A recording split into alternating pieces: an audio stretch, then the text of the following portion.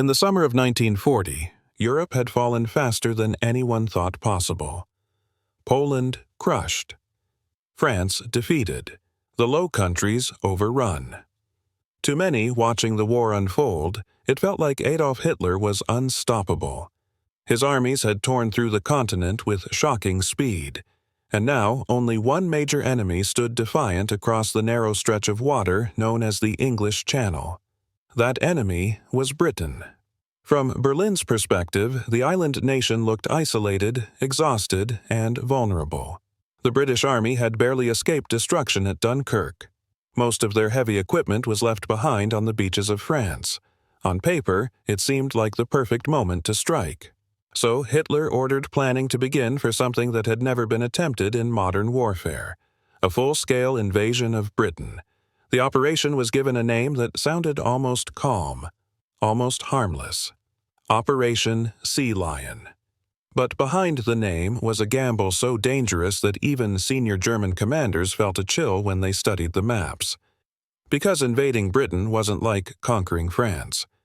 To reach Britain, Germany would have to cross open water, and not just with soldiers, but with tanks, artillery, fuel, food, and ammunition.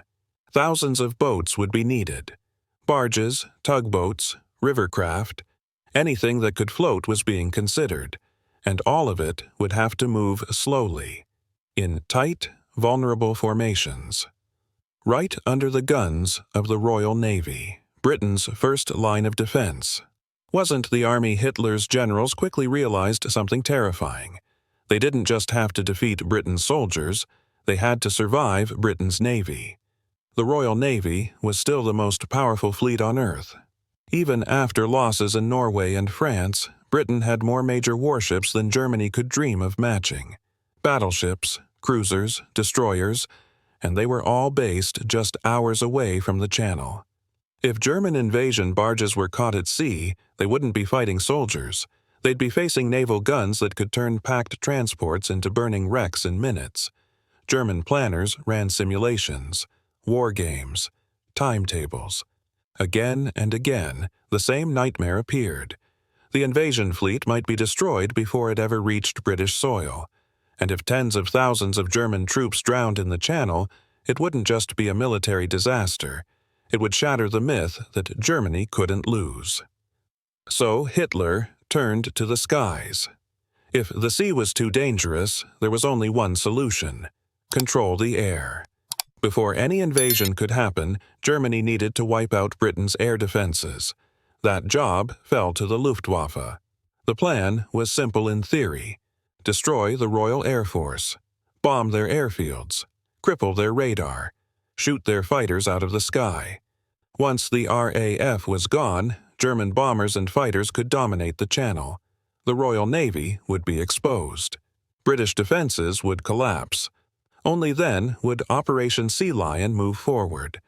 What followed would become known as the Battle of Britain, the first major campaign in history fought entirely in the air. And, at first, it looked like Germany might actually win. RAF airfields were hit.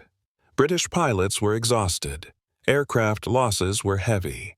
Some days it seemed like Britain had only weeks left before the sky belonged to Hitler. But Germany had made a mistake so serious. It would slowly turn the invasion dream into a fantasy. And by the time Hitler realized the truth, the risk of invading Britain had become something far worse than dangerous. It had become unthinkable. By late summer 1940, the skies over Britain had become a battlefield. Every day, waves of German aircraft crossed the Channel. Fighters roared overhead. Bombers droned in tight formations. Airfields were cratered. Hangars burned. Pilots barely had time to sleep before scrambling back into the air. From Berlin, reports sounded promising. The Luftwaffe was hitting British radar stations, damaging runways, and wearing down the defenders. German commanders believed the Royal Air Force was close to breaking, and they weren't entirely wrong. British fighter losses were severe. Replacement pilots were young and inexperienced. Some RAF squadrons were down to just a handful of aircraft. If the pressure had continued for a few more weeks, Britain's air defense system might have collapsed. But then something happened. Something driven not by strategy, but by anger. The bombs that changed the war. One night, German bombers accidentally dropped bombs on London. It wasn't meant to be a major attack, but civilians were killed. Homes were destroyed. Fires lit up the capital. In response, Britain launched a small but shocking raid on Berlin. The physical damage was limited, but the psychological impact was enormous. For the first time, German civilians saw bombs fall on their own capital, and Adolf Hitler was furious. Instead of continuing the focused attacks on RAF airfields and radar stations, he demanded revenge. The Luftwaffe was ordered to shift targets, from airfields to cities, from military infrastructure to London. Why? This decision was catastrophic. The change felt like escalation. It looked powerful. It sounded terrifying. But, militarily, it was a gift to Britain. When German bombers turned toward London, RAF airfields got breathing room. Runways were repaired. Radar stations came back online. Exhausted squadrons rotated out to rest. The British defense system, which had been on the edge of collapse, stabilized. Fighter command survived. German pilots, meanwhile, now had to fly farther inland with less fuel, facing prepared defenses. Losses increased. The quick victory Germany needed slipped further away with each passing day. The invasion of Britain depended on air superiority, and air superiority was slipping out of German hands. Operation Sea Lion starts to crumble. German naval commanders had already warned that an invasion fleet would be extremely vulnerable without total control of the skies. Now that control was no longer guaranteed. Without destroying the RAF, the Royal Navy could operate. Without stopping the Royal Navy, slow German barges crossing the Channel would be exposed. What had once looked like a bold gamble now looked like a disaster waiting to happen. Inside German headquarters, the tone changed. Operation Sea Lion was no longer a question of when. It became a question of whether it could be attempted at all, and the deeper planners looked into the reality of a cross-channel invasion, the more terrifying the numbers became. By the autumn of 1940, the dream of invading Britain was no longer fueled by confidence. It was fueled by denial. The air war had not gone as planned. The Royal Air Force was still flying. Radar stations were still operating. British fighters still rose to meet German bombers every single day, and now German planners had to face the numbers. Not speeches, not propaganda. Numbers. The crossing no one could protect to invade. Britain, Germany needed to move over 100,000 soldiers across the English Channel in the first wave alone. That meant hundreds of barges, tugboats, and converted river vessels, many of them slow, unstable, and never designed for open sea. They would be loaded with men, horses, vehicles, fuel, and ammunition. They would move at the speed of a bicycle, and they would have to do it at night, in formation, across waters patrolled by the Royal Navy. German naval officers ran the scenario again and again. Even if the Luftwaffe weakened British air power, even if weather was favorable, even if surprise was achieved, they still couldn't guarantee protection from British destroyers charging into the Channel at night. Fast warships against slow transport barges. It wouldn't be a battle, it would be a massacre. The beaches weren't empty. Even if some troops made it across, they wouldn't land on undefended shores. Britain had mined beaches, built barriers, positioned artillery. Local defense units, regular soldiers, and even civilians were preparing for invasion. German troops might arrive seasick, scattered, and low on supplies. They would face defenders fighting on home soil, and unlike in France, there would be no quick breakthrough inland. British forces could counterattack from multiple directions, cutting off beachheads before reinforcements arrived. The invasion force could be trapped between the sea and a determined defense. Now the numbers turned even darker. If the first wave failed, tens of thousands of German troops would be stranded or killed, with no way to rescue them under enemy naval fire. Germany had never risked losing an entire army in a single operation. Operation Sea Lion could become the worst military disaster in German history. Hitler's quiet realization reports piled up on Adolf Hitler's desk. Naval warnings, Air Force limitations, weather concerns, logistical impossibilities. The invasion was no longer a bold stroke. It was a gamble with terrible odds. Hitler postponed the operation, then postponed it again, then stopped mentioning it altogether. Operation Sea Lion was never officially canceled. It simply faded away. Because the risk of trying was more terrifying than the risk of waiting, Britain remained unconquered, and Germany turned east instead, toward a different gamble that would change the war forever. When the invasion of Britain quietly faded from German plans, most people didn't notice. There was no grand announcement, no speech admitting failure, no dramatic cancellation. Operation Sea Lion simply stopped being discussed. But the consequences of that silence would reshape the entire war. Britain becomes the unsinkable fortress.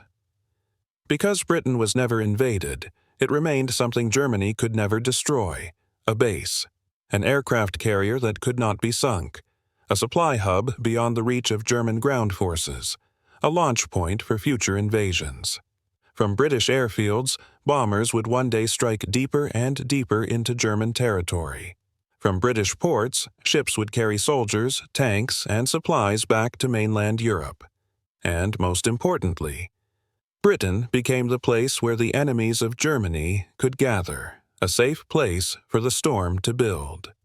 If Britain had fallen in 1940, history might have turned out very differently. But because it held on, the United States had a partner still fighting. Allied leaders had a secure meeting ground. Resistance movements across Europe knew Germany could still be beaten. When America entered the war, millions of troops would eventually pass through Britain. They trained there, they staged there, they prepared there. Britain became the giant springboard for the return to Europe, and that return would come in 1944, on the beaches of Normandy. If Britain had been conquered, that invasion might never have happened. Hitler's choice echoes forward. When Adolf Hitler abandoned the invasion of Britain, he turned his focus east, toward the Soviet Union. It was the largest land invasion in history, and it drained Germany of men, equipment, fuel, and time.